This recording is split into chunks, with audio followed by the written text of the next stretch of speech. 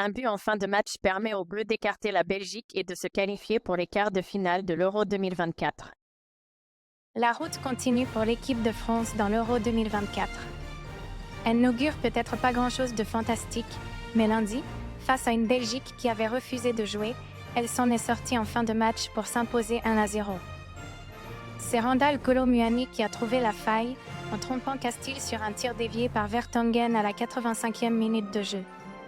Les Bleus sont donc en quart de finale, et ils affronteront le Portugal ou la Slovénie grâce à ce but libérateur. Il l'était pour la France, déjà, qui a donc attendu son 4e match du tournoi pour enfin marquer d'elle-même un but dans le jeu, même s'il y a eu cette déviation malheureuse de Vertonghen. Mais aussi et surtout pour les spectateurs neutres. Parce que lundi, à Düsseldorf, l'ennui a été pesant. Et la faute incombe aux deux équipes. On peut reprocher plein de choses à la Belgique, leur niveau technique, la pauvreté des ambitions, la volonté de ne donner aucun rythme à la partie. Et l'approche essentiellement réactive. Cela sera légitime, surtout pour une sélection qui s'est suffisamment plaint du jeu si restrictif de l'équipe de France en 2018, quand cette dernière avait battu les Diables Rouges en demi-finale du mondial russe. Mais il ne faudrait surtout pas perdre de vue que l'ensemble du projet de Domenico Tedesco avait pour intention de mettre les Bleus dans l'embarras le plus total. Ce n'a pas manqué, jusqu'à la 85e minute donc. La France a dû avoir le ballon dans ce 8e de finale, a dû penser ses mouvements offensifs, et peut-être que là, les limites des idées de Didier Deschamps se sont un peu trop révélées. Une fois de plus, dans cet Euro, on a vu une sélection tricolore. Incapable de développer une animation collective portée vers l'avant. Là, le sélectionneur de 55 ans avait choisi de placer Antoine Griezmann sur l'aile droite du 4-3-3 français, mais il aurait été difficile d'avoir une idée moins productive que celle-ci. Elle n'a strictement rien donné, même s'il ne faut pas non plus perdre de vue que l'impact de Kylian Mbappé côté gauche n'était franchement pas plus convaincant. Même si, par instant, les débordements du capitaine des Bleus ont pu créer un peu de panique dans la défense belge. Dans cette configuration de match, la Belgique a surtout cherché à briller en profondeur, et malgré quelques alertes, notamment avec des tirs de Carrasco contrés par des défenseurs, 27e, 61e. Elle a eu de la peine à se montrer dangereuse si ce n'est sur cette tentative de 20 mètres de Kevin De Bruyne repoussée par Maignan, peu avant le but de Kolo Muani.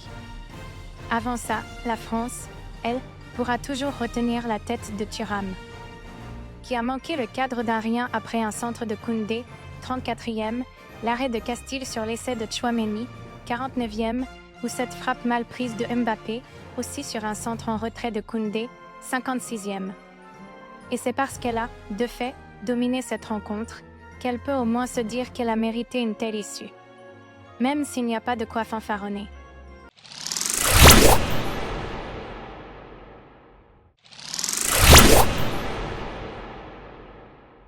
La Seleção s'est qualifiée lundi pour les quarts de finale en battant la Slovénie au tir au but, 0-0 AP, 3-0 TAB.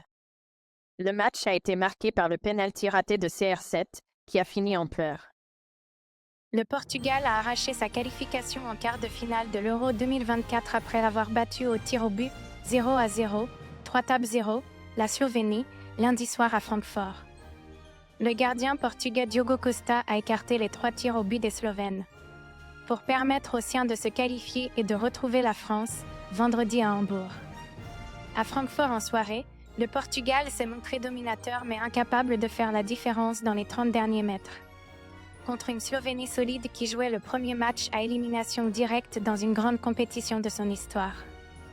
À 39 ans, Cristiano Ronaldo a fait son âge en manquant de tranchant et en vendangeant de nombreux coups francs. Comme un symbole, à la 89e minute, lancé dans la profondeur, il a tiré une frappe trop neutre en plein sur le gardien de l'Atlético Madrid, Jean Oblak. Surtout, il a manqué un penalty dans la prolongation devenue inévitable. Oblak a plongé du côté gauche pour repousser son tir sur le poteau. Ronaldo a fondu en larmes à la pause, réconforté par ses coéquipiers, l'une des images qui restera de la compétition, peut-être sa dernière avec la Seleção. Heureusement pour lui, le gardien Diogo Costa a été encore plus énorme qu'Oblak. Il a gagné un duel crucial contre la pépite du RB Leipzig Benjamin Sesko à 5 minutes de la fin de la prolongation. Et dans la séance de tirs au but fatidique. Il a repoussé pas moins de 3 tirs au but des Slovènes, certes pas très bien tirés, à mi-hauteur. Solide dans la tête, Ronaldo avait mis le Portugal sur les rails en tirant parfaitement, cette fois, avant de s'excuser auprès des supporters. Et a pu exulter lorsque Bernardo Silva a marqué le 3e tir au but qualifiant le Portugal. Celui-ci affrontera la France vendredi en quart de finale. Et a pu... Mardi, les 2 derniers 8e de finale vont déterminer la dernière affiche des quarts de finale, avec d'abord Roumanie-Pays-Bas, 18h, à Munich, puis Autriche-Turquie, 21h, à Leipzig.